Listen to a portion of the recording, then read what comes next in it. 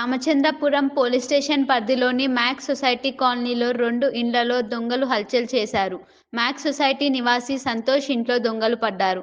సంతోష్ బయటికి వెళ్లి తిరిగి ఇంటికి వచ్చేవరకి ఇంటి తాళం తెరిచి ఉంది. ఇంట్లో ఉన్న సామానులు మొత్తం చెల్లాచెదురుగా చేసిన దొంగలు. సౌండ్ బాక్స్, కొంత డబ్బు, ఎలక్ట్రానిక్ వస్తువులు దొంగలించారు. స్థానికులు పోలీసులకు కంప్లైంట్ ఇవ్వడంతో ఘటనా స్థలానికి చేరుకొని పూర్తి వివరాలు సేకరిస్తున్నారు. ఇంతసేపు అనేది 7:30 నుంచి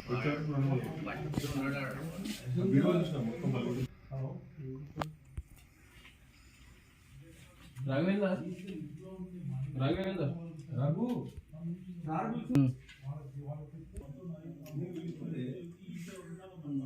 ఏదైనా తాళం ఉందా మీ వీళ్ళది ఓకే అంటే మా బాబు వచ్చిన టెక్నాలజీ